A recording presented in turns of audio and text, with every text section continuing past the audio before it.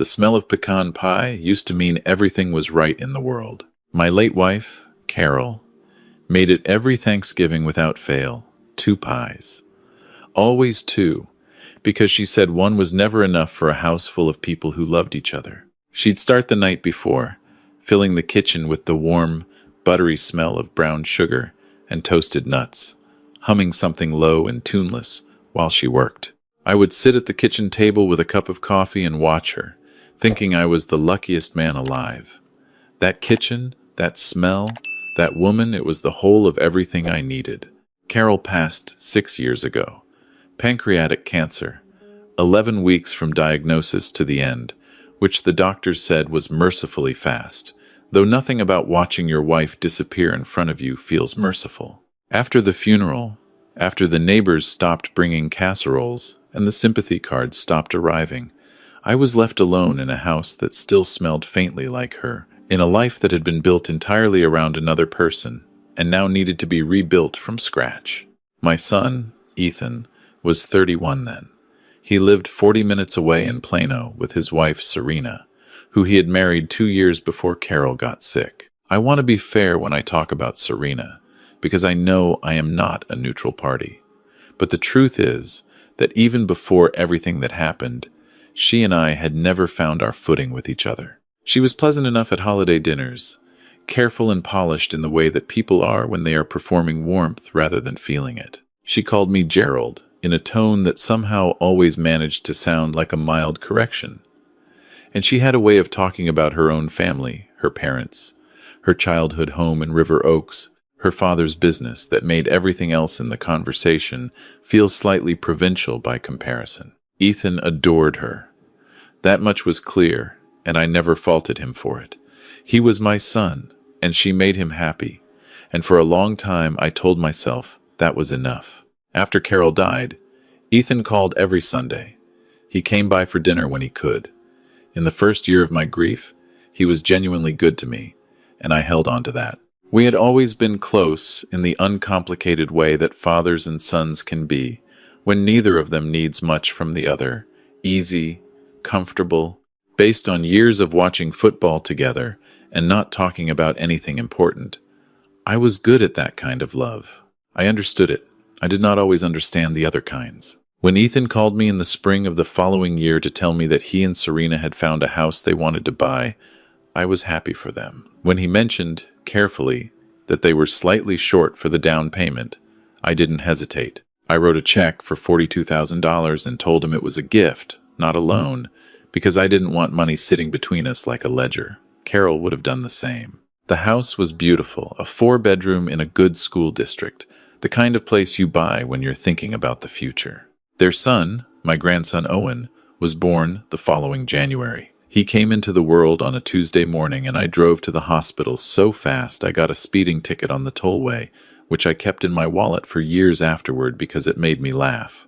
Owen was the best thing that had happened to me since losing Carol. He had her eyes that particular shade of gray that turned green in certain light, and from the time he was old enough to walk, he would reach for my hand when we crossed a parking lot, which is the kind of thing that makes a grown man understand why people believe in something larger than themselves. I was at their house every weekend that first year. I changed diapers. I sat up through fevers. I drove to the pharmacy at midnight for children's Tylenol without being asked. Serena, to her credit, never objected to my presence in those early months when the exhaustion of a newborn made extra hands genuinely necessary. But as Owen got older and the crisis of infancy passed, I began to notice a gradual shift in temperature. Sunday dinners became less frequent. My calls to Ethan were sometimes answered and sometimes not.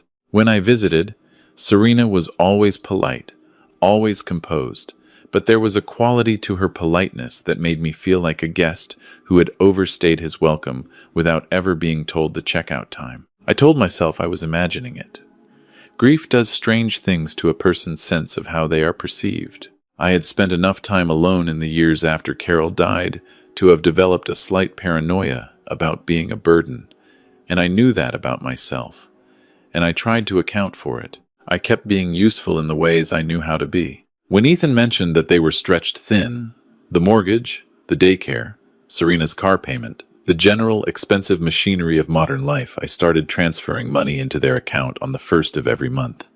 Not an enormous amount. $1,500. Enough to take the edge off, he said, and the gratitude in his voice when he said it made me feel the way that helping your child is supposed to make you feel. Like it means something. Like you matter. When Owen turned 4, and they started looking at private kindergarten programs, Serena had opinions about a particular school in North Dallas with a Reggio Emilia approach and a waiting list that parents camped out for. The tuition was $31,000 a year. I told Ethan I would cover it. He tried to protest, and I told him Carol would have wanted Owen to have every advantage, which was true, and which settled. By the time Owen was 5 and enrolled in his second year at the school, I had been contributing to their household between the monthly transfers, the tuition, the occasional emergency, like the HVAC system that died in August for nearly 4 years. I did not track it carefully. I did not want to. Money that you track starts to feel transactional, and I did not want my relationship with my son to be transactional.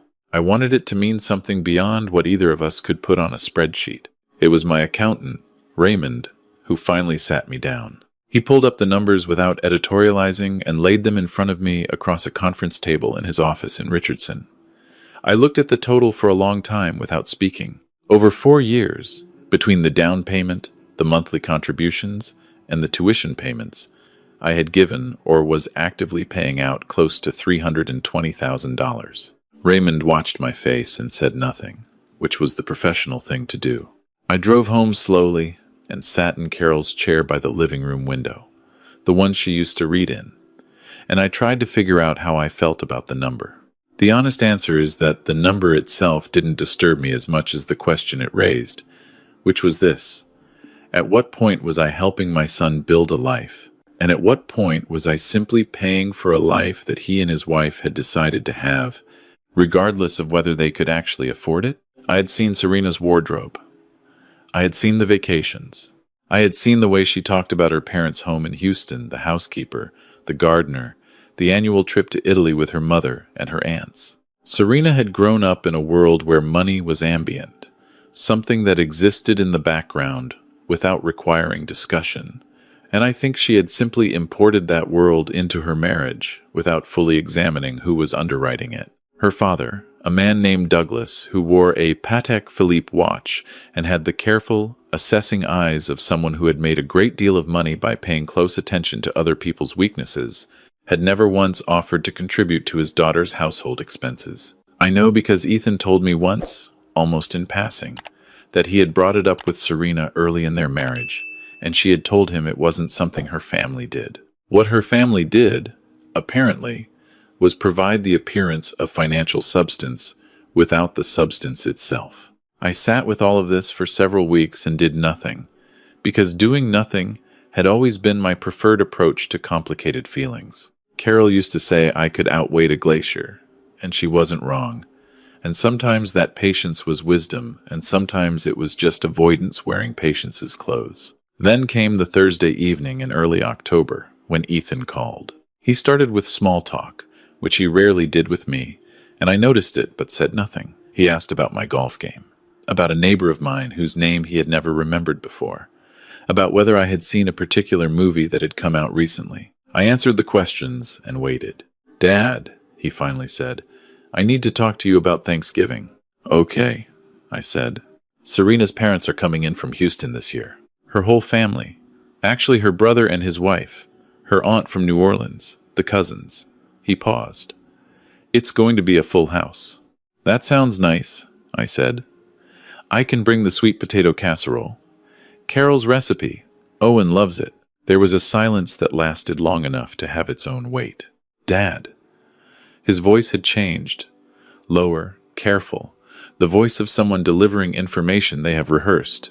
"Serena feels like, with her whole family there, it would be better if this year was just her family, her side." I sat down on the arm of Carol's chair without meaning to. "Her family," I said. "Yeah, it's just this year. It doesn't mean anything permanent. She just wants to have her parents there without it being complicated." I asked him what complicated meant, and he couldn't quite answer that. And we went back and forth for a few minutes in the polite, circling way that people do when one of them is trying to say something that the other one does not want to hear. Eventually, the shape of it became clear enough. Serena did not want me at Thanksgiving. Serena's parents would be there, and they were a certain kind of people, and I was a different kind of people, and apparently these two kinds of people were not compatible enough to share a table for one afternoon in November. I did not raise my voice. I want to say that clearly because it matters to me. I did not say anything cruel or accusatory. I said that I understood, which was not true, and that I hoped they had a wonderful Thanksgiving, which was somewhat true, and I said goodbye to my son, and I sat in the quiet of my house for a very long time. The pecan tree in my backyard was dropping its leaves. I could see it through the window. Carol had planted it the year we moved in, nearly 30 years ago, when it was a sapling she bought at a nursery outside of Waco. And now it was enormous, its branches reaching all the way to the fence line. She never lived to harvest pecans from it. It didn't produce its first real crop until the year after she died, which felt, at the time, like the universe had a mean sense of humor. I thought about calling Ethan back. I composed several versions of the conversation in my head and discarded all of them. I thought about calling my sister in Amarillo, who had strong opinions about family and was never reluctant to share them. I thought about a lot of things. What I did not think about in those first hours was money. That came later. I went to bed at my normal time and I slept badly, and I got up the next morning and made coffee and stood in my kitchen thinking about the fact that I was not welcome at my son's Thanksgiving table. The more I sat with it, the more the absurdity of it sharpened into something harder.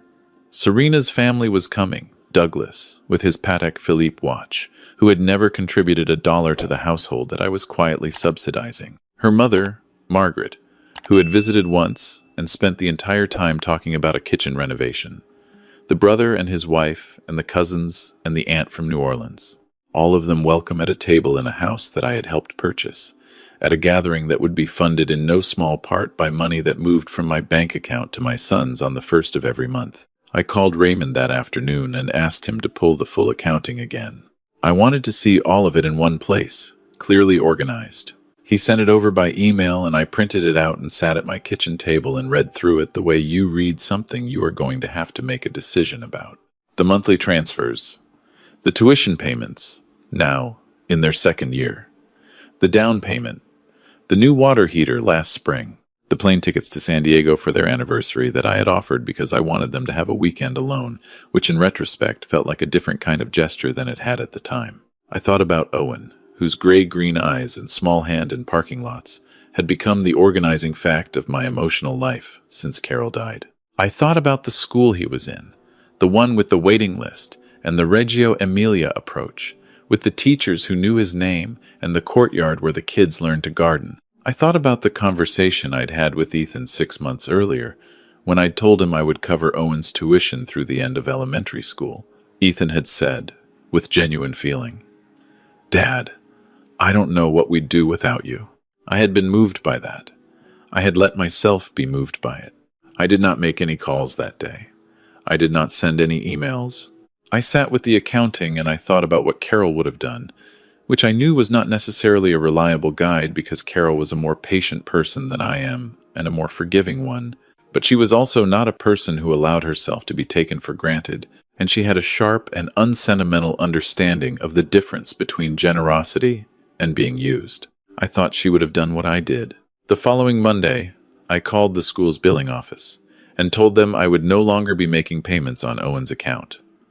I was calm about it. The woman I spoke with was professional and non-judgmental, the way people in billing offices learn to be. She noted the change in the account, told me the next payment would be due in 30 days, and that was the end of the call. Then I called my bank and suspended the automatic transfer that went to Ethan's account on the first of the month.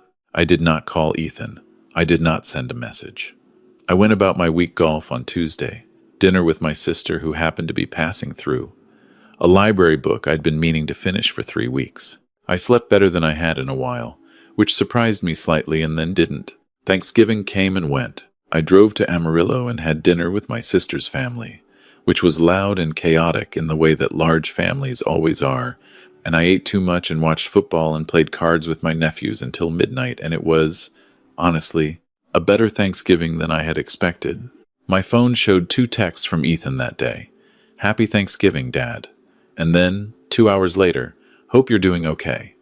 I replied to both with something brief and genuine, and did not elaborate. The school contacted Ethan on the 1st of December, when the payment for the upcoming semester did not arrive as expected. He called me that evening, and his voice had the quality of someone who has just been surprised and is trying not to show it. "Dad, I got a notice from Owen's school. They're saying the payment didn't go through."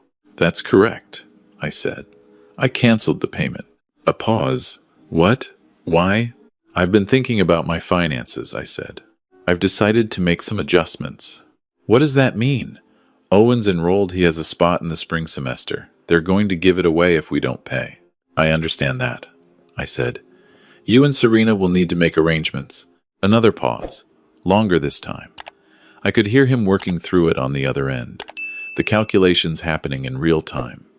"Dad, we can't cover that on short notice. You know what that tuition is. We don't have that just sitting." "I know," I said. "I know what the tuition is." "So, why are you doing this?" I thought about how to answer that. I was not angry, exactly. The anger, if it had ever been primarily anger, had metabolized into something cooler and more deliberate in the weeks since October. What I felt, sitting in my kitchen with the phone at my ear, was more like clarity. "Ethan," I said, "you told me in October that I wasn't welcome at Thanksgiving at my own grandson's house. A house I helped you buy. A celebration that I have attended every year of Owen's life." The silence, on the other end, was total. "I've been thinking about that," I said. "And I've also been thinking about the fact that I have been contributing to your household for 4 years. I don't say that as an accusation. I did it willingly. But I want you to understand what it actually means, what the numbers actually look like, because I think you may not have looked at them carefully." "Dad, I'm not angry," I said, and I meant it. "But I am no longer going to arrange my finances around a family that doesn't include me." He started to say something about Serena, and about how it was a one-time thing, and about how her family visits were always complicated and stressful, and he should have handled it differently. I listened to all of it. I did not dismiss it, because I believe that most of it was probably true, and I believe my son is a decent man who found himself caught between 2 loyalties and made the wrong call. That is a very human thing to do. I understand it. But understanding something and accepting the consequences of it are 2 different things, and Ethan had spent enough of his adult life having me smooth the consequences flat that I think he had stopped fully believing they existed. "I'm not asking you to choose between me and Serena," I said, when he had finished. "I'm asking you to make sure your own family is actually taken care of by the people responsible for taking care of it." "Her parents could help," he said, and there was a note in his voice when he said it that I had never heard before, something frustrated and honest and a little raw. "I know they could. Her dad's not. He could write that check without thinking about it. Serena just won't ask him." "That's something you and Serena need to work out," I said. We talked for another 20 minutes, going back and forth in the careful, circling way of people who love each other and are also in conflict with each other. By the end, we had not resolved anything, but the air between us felt different, cleaner, maybe, in the way that air does after a storm. He called back 2 days later. He had spoken to Serena. He had also, apparently, had a separate conversation with his father-in-law that he described as long overdue, and which I did not press him for details about because it wasn't my conversation to have an opinion on. "She wants to apologize to you," he said. "Serena? In person? I'd be glad to hear it," I said. The apology happened over dinner at a restaurant in Frisco on a Saturday evening, 3 weeks before Christmas. Serena came in wearing the careful, composed expression she usually wore with me. But about midway through the appetizers, something in it shifted. She was not a woman who apologized easily. I had known that about her for years, and watching her do it was uncomfortable for all 3 of us in the way that genuine things often are. She said she had been thoughtless. She said she had not considered what it meant to exclude me. She said, and this was the part that surprised me, that she knew I had been carrying their household for years, and that she had allowed herself not to look at it directly because looking at it directly was something she didn't know how to sit with comfortably. I told her I appreciated it, and I did. I am not a person who needs elaborate contrition. I need to know that the person in front of me sees the situation clearly. And she did. We had a long dinner. Ethan ordered a bottle of wine he didn't usually order, which I took as a sign that he was relieved. Serena told a story about her father, about the conversation they'd had, that made me understand her better than 4 years of polite holiday dinners had. Douglas, who wore his wealth like armor, had responded to Ethan's conversation by writing a check for Owen's spring semester tuition, almost before Ethan had finished explaining the situation. He had said nothing emotional about it. He had simply written the check. That was, apparently, the only language he knew for taking responsibility, and it was also, I realized, where Serena had learned to receive love primarily as resource rather than as presence, and why she had never quite understood what I was actually offering. All those years? That is not an excuse. But it is an explanation, and explanations have their own kind of value. I reinstated the monthly transfer in January at a reduced amount. It was not a concession, and I did not present it as one. I had simply recalibrated what was appropriate given what I had learned about where I stood. And Ethan and Serena, to their credit, did not push back or express any expectation of more. Ethan started calling me twice a week instead of once. The calls were longer. We talked about things we had not talked about before. Owen came over the Saturday before Christmas, and we made pecan pie together, one pie, just the two of us, using a recipe I had found in Carol's handwriting on an index card in the back of a kitchen drawer. Owen stood on a step stool at the counter and measured the brown sugar with a seriousness that made me think of his grandmother, who had always taken the work of a kitchen very seriously. He got corn syrup on his elbow and did not notice. He asked me what Grandma Carol was like, and I told him about the way she hummed when she baked, and the fact that she made 2 pies because she said one was never enough for a house full of people who loved each other, and he thought about that for a moment and said, "We should make 2. So we made 2. When I took the pies out of the oven and set them on the cooling rack, and the kitchen filled with that smell, warm, brown sugared, unmistakably the smell of every good thing I had ever known, I stood there for a moment and didn't say anything. Owen had climbed down from his step stool and was watching me with his gray-green eyes and the slightly serious expression he wore when he was paying close attention to something. "Are you sad, Grandpa?" he asked. "No," I said, and I meant it. I'm really not. The thing about being in your 60s is that you have had enough time to understand the difference between what matters and what doesn't, and the trouble is that understanding it doesn't make you immune to losing track of it. I had spent 4 years letting my need to be needed override my need to be respected, and I had dressed it up as generosity, which is easy to do when the story you're telling is about love. But love without self-respect is not love, it's loneliness, trying to rent itself out as something more dignified. Carol knew that. She would have told me sooner than I told myself. I know that now. I am telling it to you the way I am telling it to you, because I think some of you know exactly what I'm talking about. That particular mathematics of family, where you keep adding to one side of the equation and wondering why the balance never feels right. The answer is usually that you've been calculating the wrong thing. Ethan drove up on Christmas Eve with Serena and Owen, and they brought food, and I had the tree lit and the house warm, and a bottle of Carol's favorite bourbon on the counter. Serena brought flowers, which she had never done before, and arranged them in a vase without being asked, moving around my kitchen with a naturalness she had never had in it. Her parents came on Christmas Day, Douglas with his watch, Margaret with a bottle of good wine and an unexpected warmth that I think Ethan's conversation had in some way unlocked, and we sat around my table, all of us, eating food that multiple people had made, and talking about things that mattered to all of us. Douglas, at some point in the evening, looked at the pecan tree through the living room window and asked how old it was. I told him my wife had planted it 30 years ago. He nodded slowly and said, "That's a serious tree," which I think, for Douglas, was a genuine form of admiration. "She was a serious woman," I said. He raised his glass. We all did.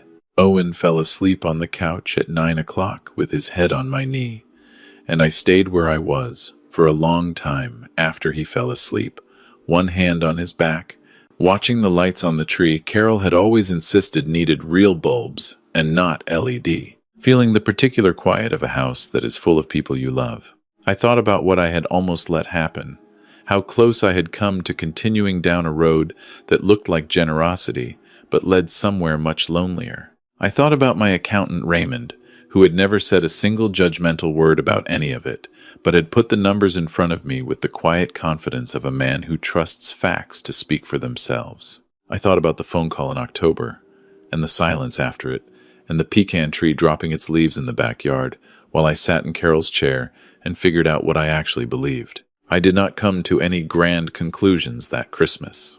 I am not a man who thinks in grand conclusions. What I came to was something smaller and more durable than that. Just the understanding that the people who love you should make room for you at the table. And if they don't, then the most honest thing you can do is stop quietly setting it for them. Carol would have called that common sense. She would have said it over her shoulder while she was rolling out pie crust, in the same tone she used for truths so obvious they barely needed saying. She was right. She was usually right. The pie was good, by the way. Both of them. Owen declared them the best he had ever tasted, with the authority of a 6-year-old who has never tasted anything he didn't have an opinion about. And I told him that was because he helped make them, and he considered that and said, "Yeah, that's probably why." It probably was.